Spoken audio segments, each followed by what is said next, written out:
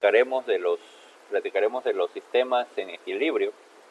Hablemos de una partícula en equilibrio. Una partícula en equilibrio, llamémosle una partícula P. Esta partícula en equilibrio es una partícula que está en reposo o se mueve con una velocidad constante, ¿sí? Entonces vamos a anotarlo aquí para que no digamos que se nos olvidó, ¿no? Una partícula en equilibrio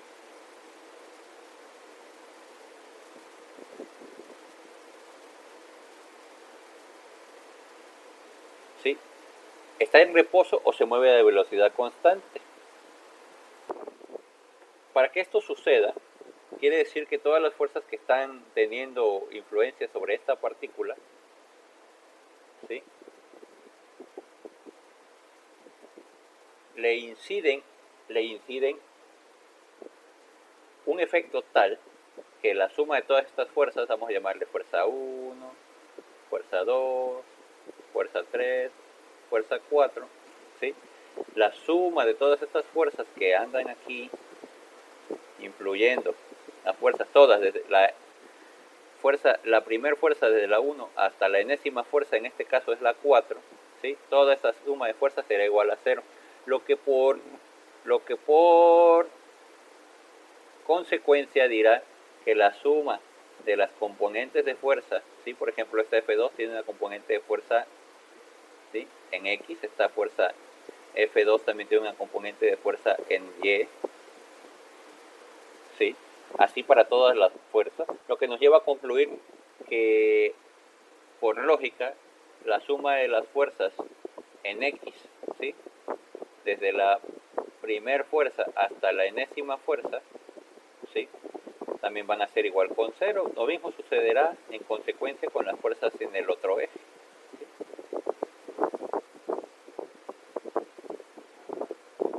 ¿Sí? Vamos a llamarle J a la letra. P. Sí me escuchan, ¿verdad? Sí, ya pueden ver la pantalla. Qué bueno. Entonces, esta partícula P que estamos aquí señalando, esta partícula, pues básicamente esta partícula está en reposo a velocidad constante y las fuerzas que actúa sobre él hacen que esté de manera estática en equilibrio, ¿no? Eso es lo que se resume como partícula en equilibrio. Hay que tener bien en cuenta eso porque, pues, aunque la solución es enfáticamente simple, a veces los enunciadillos son truculentos, ¿vale? Entonces, esta es básicamente la definición de partícula en equilibrio. ¿Qué pasa cuando el sistema está en varias dimensiones, ¿no? Por ejemplo, aquí es un sistema de 2 dimensiones, ¿sí? Pero puede pasar que la partícula esté en equilibrio estático, en equilibrio dinámico, por ejemplo, y tenga velocidad constante, y esta partícula P, ¿sí? Este es el sistema X, bueno, el eje X, Y y Z, y esta partícula P, pues se encuentre, ¿no?, en equilibrio, ¿no? A partir de fuerzas que lo muevan, o que estén siempre accionando sobre la partícula. No es que la muevan, sino que estén siempre sobre la partícula. Entonces esta fuerza 6, esta fuerza 7 y esta fuerza 8, ¿sí? Estas fuerzas pues tendrán también sus componentes en las 3 dimensiones, ¿no? ¿Sí? ¿Y qué implicará? Implicará que este enunciado para la partícula P, este enunciado también aplique para ¿sí?, para este sistema. Y para 3 dimensiones pues aplicará las 3 sumas de fuerza. Básicamente la consecuencia lógica de una partícula en 3D es la misma consecuencia de una partícula en 2D. Si hubiera un fenómeno físico que tuviera que ver 4 dimensiones, pues también lo tendrán que ver. Este no es el propósito del curso, ¿verdad? Pero esa es la idea. ¿Sí? El equilibrio de la partícula entonces hace que esté en reposo total o que esté en un movimiento constante, tanto que se dirá que está en un equilibrio dinámico, ¿no? No hay variación en sus características o condiciones dinámicas, entonces está en equilibrio. Esa es la definición. Ahora vamos a pensar en el asunto del resorte. ¿Qué tiene que ver el resorte aquí, ingeniero? Bueno, pues cuando hay 2 dimensiones, ¿sí?, pues vamos a platicar un poco del resorte. básico. El resorte es un dispositivo mecánico. ¿Sí? Conceptualizarlo es un poco complicado, pero para propósitos prácticos y de este curso, pues un resorte, ¿sí? Es un elemento que nos ayuda a describir compresión o distensión lineal, ¿sí? Usando la definición del libro, para no perdernos un poco en este asunto, un resorte, ¿sí?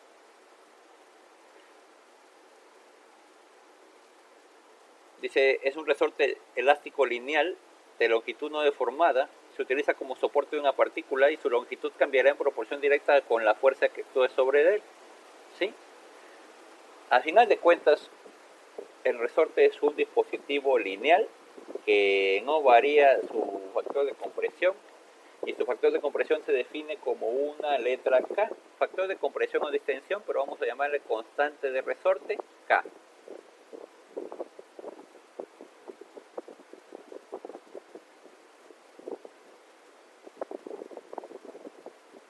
Así lo llamaremos. ¿Por qué? Porque hay resortes, rápidamente vamos a platicar, hay resortes, eso es un resorte según yo, que tienen cierta longitud, ¿no? En este caso en Y. ¿Sí? Y cuando se les hace incidir o se les imprime una fuerza tal, donde esto está fijo, pues entonces el resorte cambia de esa longitud, ¿sí? A una longitud diferente. Se comprime el resortito, vamos a hacer un dibujito aquí, y el resortito se comprime hasta tener esta longitud diferente, ¿no? Entonces este resortito cambió de esta longitud a tener una longitud Y diferente, miren, ¿sí? ¿Sí? Tiene ahora una Y diferente, ¿sí? Que va a ser igual a esta Y más una diferencia en esta longitud, ¿sí? La fuerza que actuó sobre este resorte fue lineal y es la misma, ¿sí? Es la misma fuerza. Entonces se dice que, pues bueno, esta constante de resorte o esta constante de rigidez hace que pues cambie su posición o la posición de alguno de sus extremos, ¿sí? Entonces, pues bueno, hay resortes que se comprimen y hay resortes que están pendientes, o sea, penden de alguna superficie, penden de algo, y cuando se les carga una masa o se les con una fuerza cualquiera, ay, este resorte salió muy feo, vamos a hacerlo.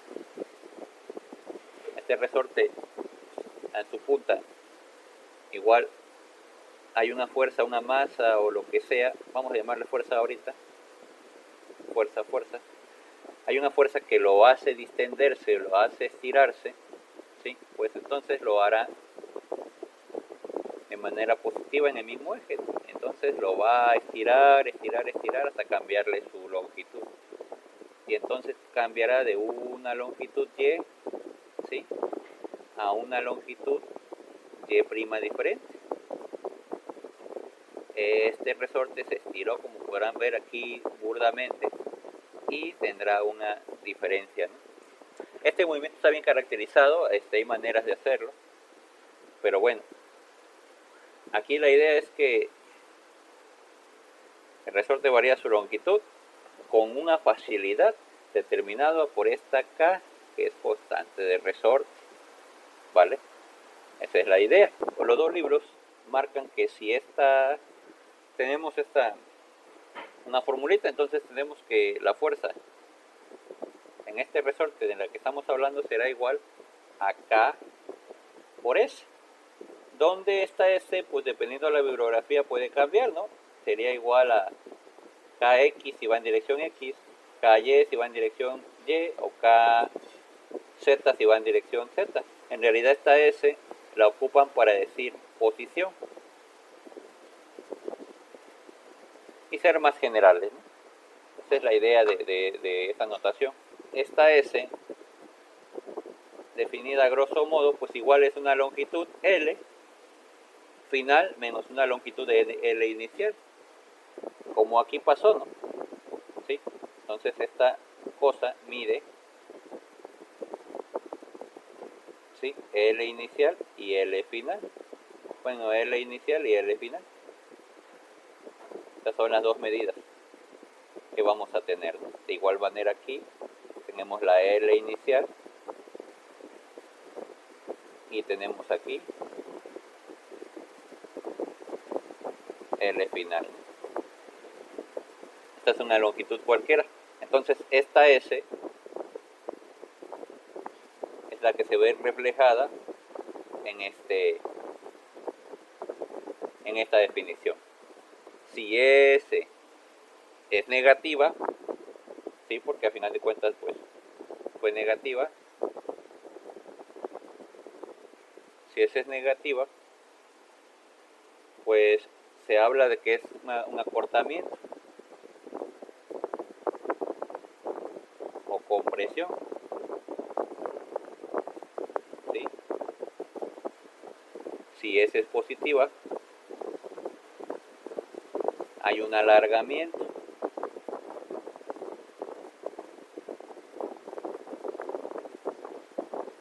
No quiere escribir esta cosa, quién sabe qué le está pasando. Un alargamiento o distensión o elongación, vamos a llamarle así.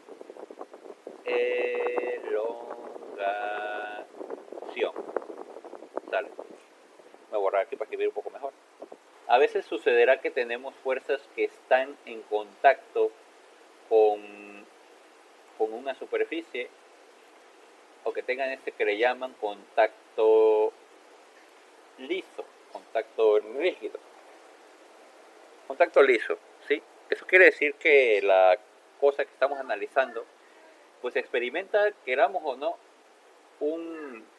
una influencia de una segunda o tercera fuerza, que es una superficie, y pues no le deja dar el movimiento natural. ¿Qué quiere decir, no? Pues imaginemos que tenemos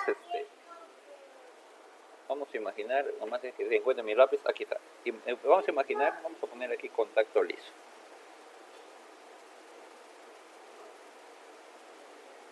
Contacto liso y poleas. No sé por qué está escribiendo tan feo, pero porque soy yo. Y poleas. Imaginemos que tenemos una masa, ¿sí?, algo ahí con masa M, y pues está en el reposo muy bonito, ¿no? Y pues de alguna manera está pues acordonado con una cuerda que pende de un gancho, de una grúa, que quién sabe para dónde va, ¿no? Esto quién sabe para dónde va, ¿sale? Sin embargo, esto es en un momento, pero en un momento dado, ¿sí?, en un tiempo uno, esta cosa cambia. Y esta masa que estaba ahí toda distraída, ¿sí?, hay que tener en cuenta la superficie, ¿no? Vamos a suponer que tenemos una superficie que está así, es una como subida, ¿sale? Esta es una superficie. Entonces, en un tiempo tal, pues resultó que el operador se despertó de que estaba durmiendo y pues dio por jalar hacia arriba, no sé, hacia un costado, o dio por jalar hacia acá esta cuerda, ¿no? Esta cuerda que la que jalaba esta masa, ¿no? Entonces ese jalón de esta cuerda, pues lógicamente tendrá una tensión, pero ¿qué creen, no? No va a salir directamente esta masa hacia acá. Por lógica, esta masa no va a tener esta dirección, ¿sí? Pues, puesto que esta superficie pues, también le genera una oposición.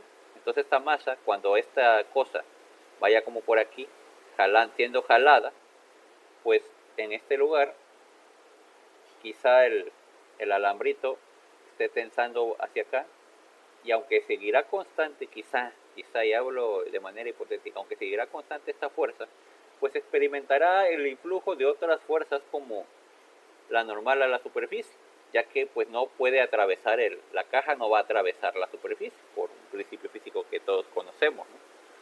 Entonces, este jaloncito que tiene, debido a la fuerza que apareció súbitamente en este burdo ejemplo que estoy dando, ¿sí? tiene que ver cuando la masa no es una masa, sino que quizá está apoyada en poleas, o quizá es algo que tiene una, una fricción, porque al final de cuentas también aquí hay una fricción, ¿sí? Una fuerza de fricción. Hay varios influjos de esto, pero quizá es una cosa que puede rodar a través de una superficie, como una llanta, ¿sí? Entonces quizá la fricción sea despreciable, pero a final de cuentas seguiremos teniendo estas normales de, de fuerza que pues van a impedir que la llanta, que la cosa con ruedas o que la cosa rodante pues atraviese el piso y se vaya en la dirección que el jalón F le haga. Entonces estas cosas se caracterizan, ¿sí? Y este caso se le llama contacto liso y polea. ¿Por qué contacto liso? Pues el contacto liso es aquel que se da cuando tenemos una fricción pues despreciable, una fricción pequeña. La definición dice: la fuerza de tensión en un cable continuo que pasa sobre una polea sin fricción debe tener una magnitud constante a lo largo del cable para mantener a este en equilibrio. Ese es un ejemplo, este es otro, ¿no? A ver, si un objeto se apoya sobre una superficie lisa, entonces la superficie ejercerá una fuerza sobre el objeto que será normal a la superficie en el punto de contacto. Y aquí está, miren, el ejemplo feo que di acá en esta parte. No sé por qué quiere la fuerza esta cosa. Este lapicito como que no está queriendo agarrar, pero bueno. En este ejemplo que di aquí, pues voy a quitar esta flecha, está muy fea.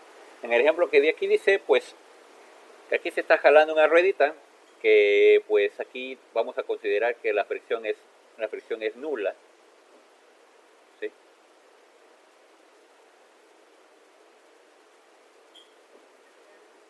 Una fricción nula.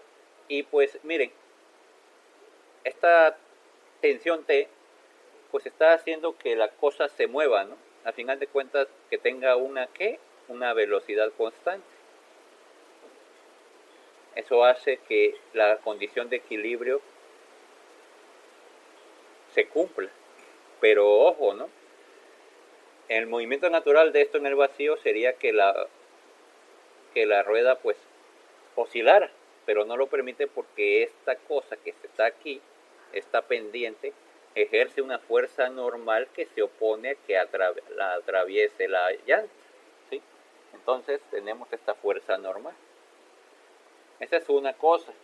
La otra cosa es que esta llanta también tiene una atracción, experimenta una atracción hacia el centro de la Tierra que nosotros los ingenieros le llamamos peso y representamos por la letra W. Entonces tenemos dos componentes vectoriales que en el diagrama de cuerpo libre se verán como esta gráfica que tenemos aquí, ¿sí?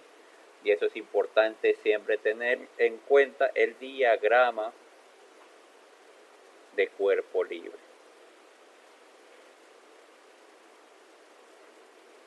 ¿Vale? Entonces hay que tomar en cuenta en una cosa con fricción nula, en un contacto liso, la fuerza normal a la superficie y el peso del objeto. Siempre se le van a añadir esos dos. O bueno, se le va a añadir la normal porque el peso ya está por default, lo practicamos en la unidad pasada, ¿sí? Entonces, cuando tengamos un contacto liso, ¿sí? Hay que añadir la componente normal, el peso, aparte de la fuerza que está ahí, porque son las fuerzas que están teniendo acción sobre este fenómeno o cosa de contacto liso. Hablando de las poleas, sucede algo similar, ¿sí? Y son regidas por las mismas ecuaciones de equilibrio.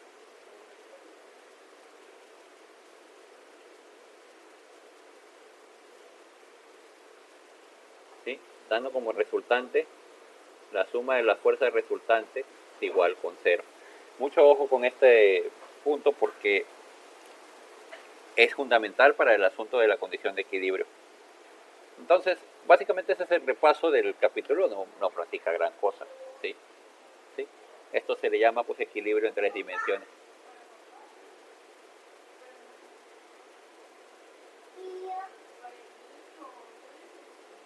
Entonces vamos a hacer un ejercicio rápidamente. Resorte AB sin estirar es de 2 metros, ¿sale? ¿Sí? Vamos a poner aquí el significado de la letrita esa, las letras chiquitas, ¿no? ¿Sí? Unstretched es sin estirar. ¿Sí? Unstretched. La longitud de este resorte sin estirar es de 2 metros.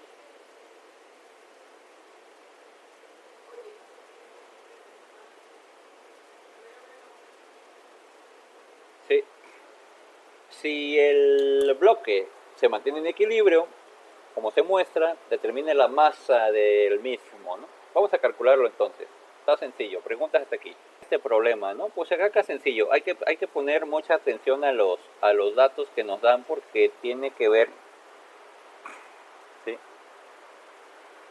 Tiene que ver con la manera en que vamos a atacar el problema. Y la primera parte que vamos a hacer es esta, ¿no? Dice aquí, si el resortito este sin estirar mide 2 metros, pues ¿cuánto mide estirado? Porque miren, aquí ya está estirado, ¿no? Y pues vamos a hacerlo, ¿no? Entonces, tenemos que este resortito, ¿sí? Sí, tal y como lo planteamos en la primera ocasión, vamos a pensar en el resorte, ¿no? Vamos a pensarlo, ¿no? Resorte estirado. Resorte estirado vale, pues, no sé, pero miren, vamos a dibujarlo. Resulta que el resorte estirado tiene, ¿sí? No sabemos cuánto mide, pero sabemos que tiene a un costado, dice aquí que aquí del centro, vamos a poner aquí la letra C, no me la piden, pero para guiarme, entonces vamos a poner la letra C, y de aquí a acá,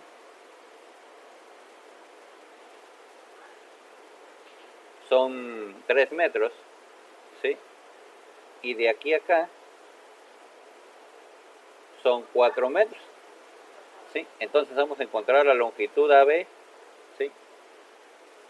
De este asunto, ¿no?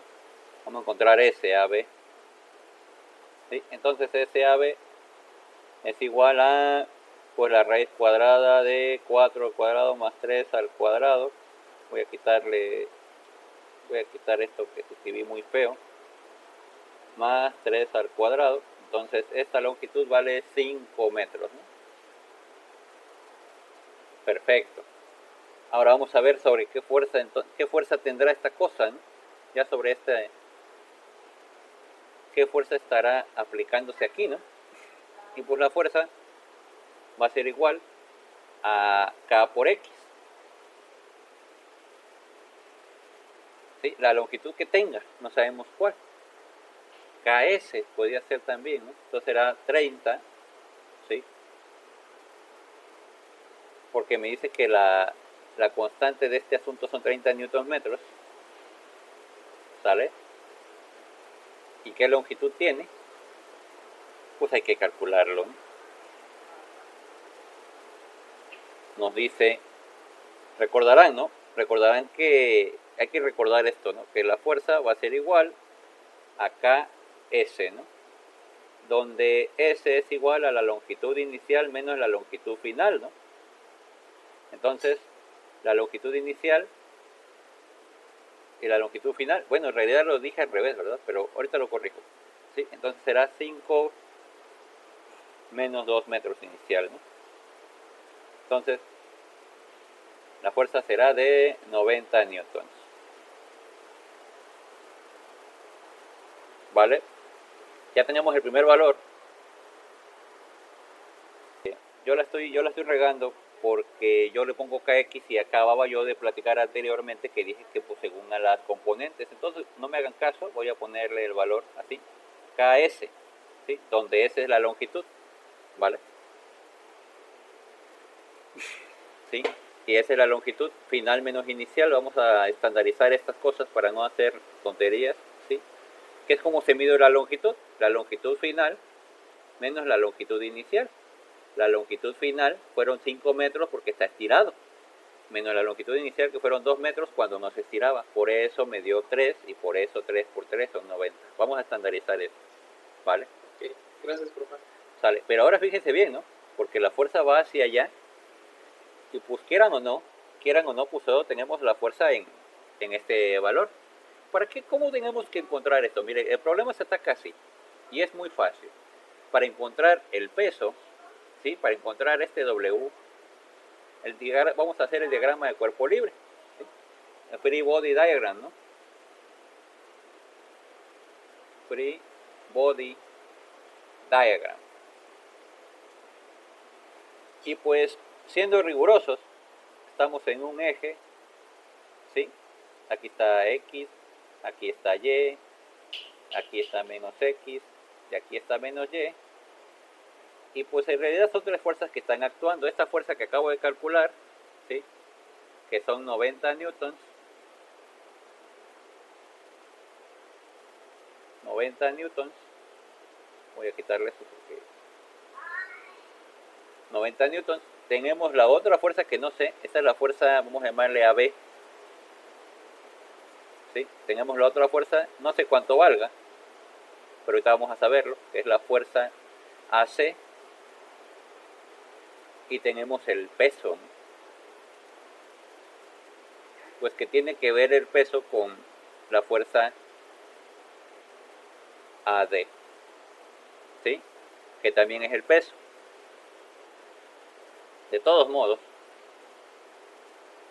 ese es el rollito que nos vamos a traer. ¿Qué necesitamos saber? Pues como el cuerpo está en equilibrio, ¿sí?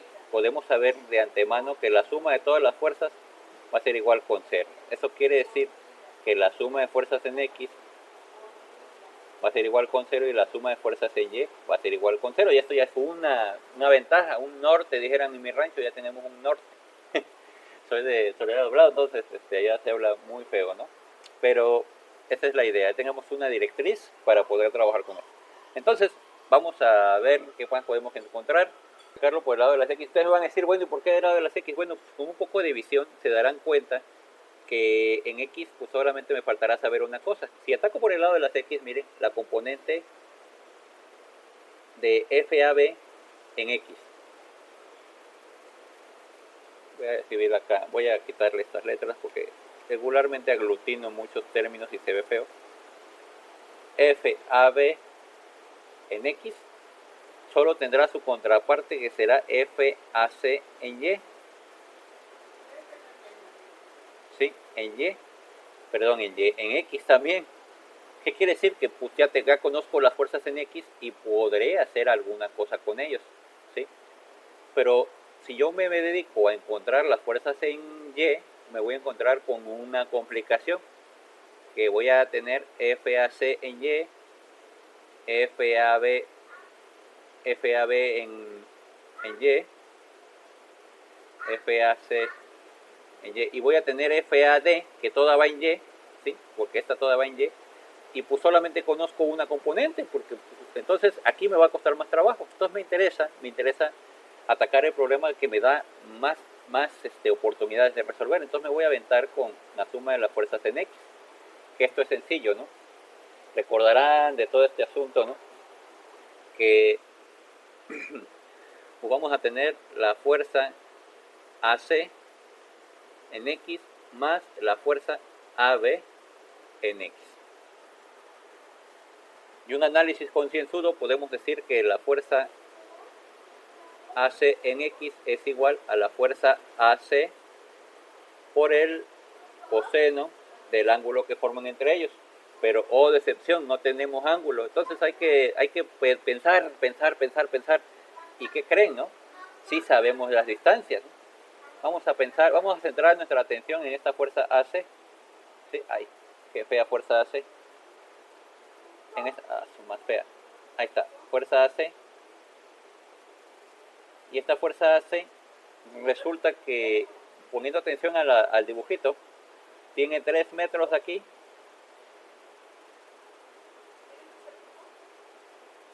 Tiene 3 metros aquí y tiene 3 metros acá. Entonces ya tenemos una ventaja aquí, ¿sí? ¿Por qué?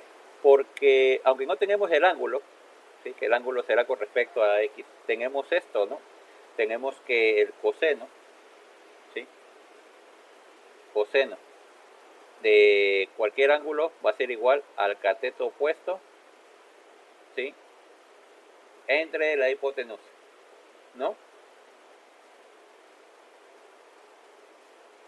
El seno de un ángulo va a ser igual al cateto adyacente entre la hipotenusa. Entonces tenemos una ventaja en esto, ¿no? Porque tenemos el cateto opuesto y sabemos este rollo. Otra cosa, ¿no? La componente FAC en X va a ser igual al coseno del ángulo, ¿sí? Por la fuerza, ¿no? Pero cosa que no conocemos, ¿no? Entonces ahí viene la parte interesante. Para este asunto, pues está sencillo porque geométricamente el problema nos lo pone fácil. Tenemos un cuadrito y no sé si ya lo vieron, pero aquí lo voy a dibujar acá. Para la fuerza AC, miren, ahí está.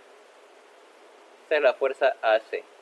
Pues tenemos 3 metros de un lado y tenemos 3 metros del otro. Así que tenemos un cuadro de 3 metros por 3 metros. ¿Qué ángulo dibuja esto? Si no lo han visto, el ángulo es de 45 grados. Entonces ya tenemos una ventaja, ¿no? Tenemos que la fuerza AC por el coseno de 45 grados, nomás que quiera pintar esto, 45 grados, ¿sí? Va a ser igual a la fuerza AC en X. Ya tenemos esta fuerza AC en X, que es básicamente lo primero que planteamos aquí. Vamos con la fuerza AB, mismo asunto, ¿no? La fuerza AB tiene esta ventaja. La fuerza AB ya sabemos cuánto vale y tenemos sus lados. Sabemos que mide 3 aquí y sabemos que mide 4 acá, ¿sí? Entonces, ya sea el ángulo que escojamos, podemos decir que la fuerza AB en X va a ser igual al coseno del ángulo por la fuerza AB. Entonces, el coseno del ángulo es igual cateto opuesto entre hipotenusa, ¿no? O si escogemos un ángulo interno, está mejor, ¿no?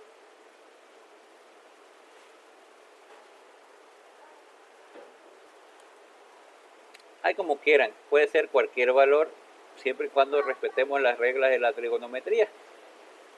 ¿Sale? Entonces, cateto opuesto entre hipotenusa, el coseno, ¿no? Entonces será, ya sabemos cuánto valdrá la componente en X, no, pero es la correspondiente al lado que tenga el 4, entonces será el coseno, cateto opuesto entre hipotenusa será cateto opuesto 4 entre 5, si eso es igual al coseno, ¿sí? ¿Sí? Y por la fuerza AB que vale 90. Ya estamos del otro lado. Entonces podemos plantear toda la ecuación. Esto nos lleva a plantear la ecuación de la suma de fuerzas, de la suma de fuerzas en X. Entonces dibujamos, ¿no?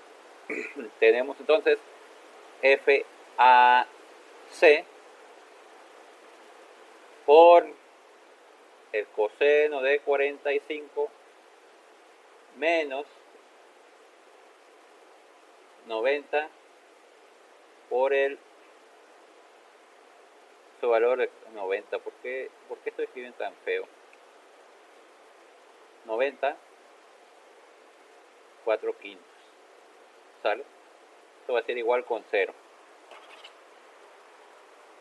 Entonces, hacemos la cuentita. Haciendo la cuentita, fea flecha, bueno, salió igual. Haciendo la cuentita nos va a quedar que FAC es igual a, hacemos la cuentita con la calculadora, ¿cuánto da, chavos? Pues da 101.182 negativos ¿sí? ¿Por qué? Porque va a estar viendo hacia otro lado, ¿no? Bueno, el total da 101.82 newtons. Lógico, ¿no? El componente en X va a salir negativo y todo lo demás. Esto nos da mucha ventaja, ¿por qué? Porque ahora nada más nos queda pensar en la suma de fuerzas en Y. ¿Sí? Esto nos da mucha ventaja. Ya tenemos la fuerza AC, ¿sí? Tenemos la fuerza AB, y pues ahora nomás nos queda calcular este peso, ¿sí? Y es una ventaja, ¿por qué? Porque ahora nomás nos queda hacer los cálculos con respecto a estos componentes, ¿no? Nos va a quedar FAC en Y, nos va a dar también este FAC, FAB en y este W. Entonces podemos hacer que la suma de las fuerzas en Y igual con 0 nos va a decir entonces que la fuerza AC en Y más la fuerza AB en Y más el peso va a ser igual con 0. La fuerza AC en Y, pues ya sabemos, ¿no? Va a ser la fuerza AC por el seno de 45 grados, que ya lo teníamos, más la fuerza AB en Y, que pues es lo mismo, ¿no? 90, bueno, en este caso FAB en Y, FAB por cateto opuesto, acuérdense, ¿no? En este caso es acá. Cateto opuesto entre hipotenusa, 5 vale la hipotenusa y cateto opuesto vale 3, entonces va a ser cateto opuesto entre hipotenusa más W, que no sabemos cuánto vale. Entonces, de aquí hacemos un despeje todo bolovanero, ¿sí? Despejando.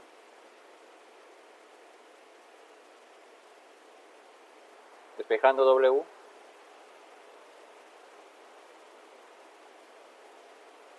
Nos queda que W va a ser igual a FAC seno de 45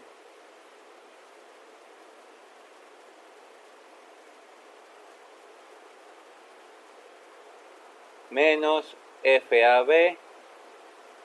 Bueno, en realidad los dos salen negativos, ¿no? Por 3 quintos.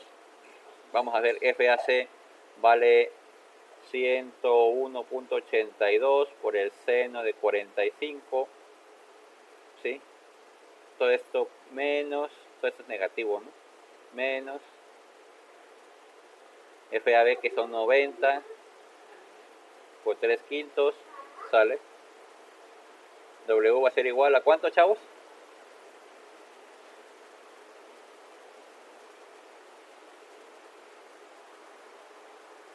Cometer un error, ¿no? Porque recuerden que las fuerzas en Y se toman como van, ¿no? Esta fuerza, y esto también es muy delicado, ¿no? Esto reprueba gente, aquí me hubiera reprobado a mí. Esta componente en Y es positiva porque va en sentido Y positivo, esta componente en Y es positiva porque va en sentido, pero esta componente en Y es negativa porque va hacia abajo, va en sentido de menos Y. Entonces aquí, chicos, aquí es menos W, ¿sí? Entonces estas dos se suman y es por eso que les está dando este valor, ¿no? ¿Sí? W queda positivo y estas dos se suman. ¿Sí? Estas dos son positivas, esta es positiva, va hacia arriba, esta es positiva, va hacia arriba, pero esta, chavos, esta es negativa, y esta hay que corregir. Mucho ojo. ¿Cuánto da el total, chicos? 125.98. Perfecto, 125.90, ¿qué, perdón? 98. 125.98. Newtons. Perfecto. Entonces vamos a hacer la cuentita, ¿no? Ya tenemos entonces el peso. Pero la cosa no nos preguntaba el peso, la pregunta, ahora sí que la pregunta preguntaba masa. ¿Sí? La masa del paquete ese. Entonces, la masa de ese paquete pues está determinada porque el peso es igual a la masa por la gravedad, ¿sí? ¿Sí? Y el peso son 125.98 metros, ¿no? En este caso, newton son kilogramos, metros sobre segundo al cuadrado. Es igual a ¿cuánto? A la masa por 9. 0.8 metros sobre segundo al cuadrado. Entonces, haciendo el despeje, ¿cuánto vale m, chicos? Entonces, concluimos que el peso del paquete son 12.84. Vamos a ponerlo en rojo para que se vea bonito. Es 12.84 kilogramos, ¿no? ¿Sale? Pues ya vamos de resumen, ¿no? Rápidamente. Pregunta todo lo que quieras. En sí, el resorte AD no influye en nada, ¿verdad? Sí. Bueno. Porque no, bueno, no recuerdo. Bueno, a ver, te platico. Todos influyen, ¿no? Pero la pista en este problema fue el valor que tenía el resorte de longitud cuando no estaba estirado. ¿Sí? Nos dijeron que sin estirar valía 2 metros su longitud. Entonces, a partir del resorte sin estirar, ¿sí?, que valía 2 metros, pudimos calcular, ¿sí?, pudimos calcular la fuerza con la que estaba siendo distendido, con la fuerza con la que estaba siendo tensado. ¿Sí? De 2 metros se le aplicó una fuerza, F, AB, que al final calculamos y resultó dar 90, si es correcto. Fuerza AB, sí, bebé, fuerza AB. Entonces, eso fue lo que nos ayudó. Yo me refiero al resorte AD, de. Ah, no, pues no ocupamos esos datos. Si nos hubieran dado el dato de la longitud inicial de AD o AC, hubiéramos atacado el problema de manera similar, pero por otros lados, ¿no? Entonces, como que fueron como distractores. Ah, ok. Sí, pues quiero verlo así. Sí. ¿Alguna otra pregunta? Pregunte.